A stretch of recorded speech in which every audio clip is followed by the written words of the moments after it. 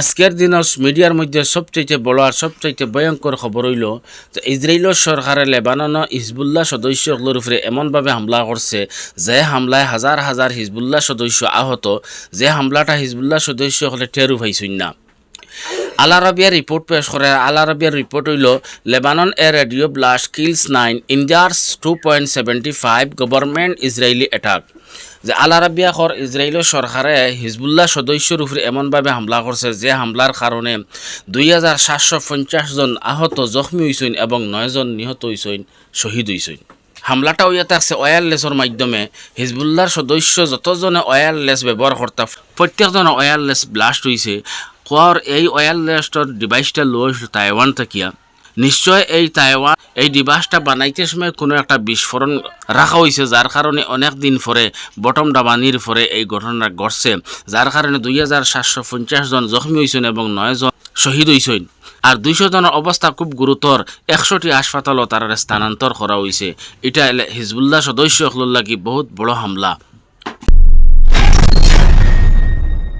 লেবাননের হিজবুল্লাহ সদস্যগুলোর উপরে ইসরায়েলের এই বড় ধরনের হামলা হওয়ার পরে ফিলিস্তিনের প্রতিরোধ যোদ্ধারা খুব বেশি নিন্দা জানাইছেন এবং কইছেন যে ইসরায়েলের কোনো নিয়ম নীতি কানুন কিচ্ছু নাই। ইসরায়েলে যেভাবে সেনার উপরে হামলা করে সেইম ওলা দেশের নাগরিকগুলোর উপরে হামলা করে।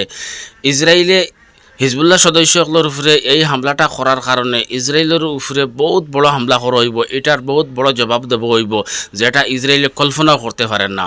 যেভাবে হিজবুল্লাহ সদস্য 2-2.5 আহত করছে, এর থেকে আরো বড় ধরনের হামলা করার পরিকল্পনা করা হইব। আমরা হিজবুল্লাহ সদস্যগুলোর সঙ্গে আছি এবং সঙ্গে থাকমু, আর এটার খুব বড়ভাবে জবাব দেব হইব।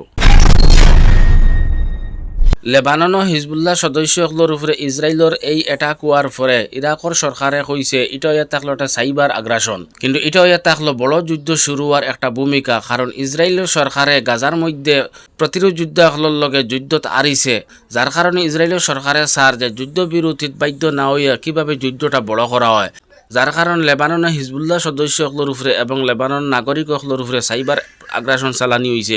এটার দ্বারা কিন্তু এই কথা বিলকুল সাফ হয়ে গেল যে এখন ইসরায়েল এবং লেবানন যুদ্ধ শুরু হইব। কারণ ইসরায়েলের সরকারে যেভাবে হিজবুল্লাহ সদস্য এবং লেবাননের নাগরিকগুলোর উপরে সাইবার আগ্রাসন চালাইছে, এটা কোনো মানবতা না, এটা মানবতার একদম উল্টা। এই হাজার হাজার হিজবুল্লাহ সদস্য এবং লেবাননের নাগরিক আহত হওয়ার কারণে ইরাকর সরকারের পক্ষ থেকে একটা টিম পাঠানিয়র এই আহত এরার সঠিকভাবে চিকিৎসা চালাইবার লাগিয়া।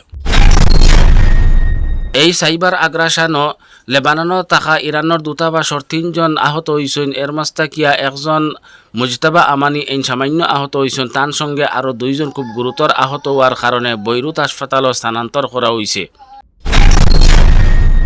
এখন প্রশ্ন হইল কি হিজবুল্লাহ সদস্যগুলোর উপরে পেজার বোমা হামলাটা কে করছে? বিভিন্ন সূত্র বিভিন্ন গণমাধ্যমের এক রিপোর্ট হইয়া থাকলো এটা ইসরায়েলের সরকারে করছে। ইসরায়েলের বিশেষ করে মুসাদ এবং ইসরায়েলের সেনাবাহিনী যৌথভাবে এই বিস্ফোরণ ঘটাইছেন।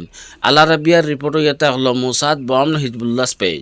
হিজবুল্লাহ সদস্যগুলোর উপরে এই পেজার বোমা হামলাটা ইসরায়েলের মুসাদ এবং সেনাবাহিনী যৌথভাবে এই হামলাটা ঘটাইছেন।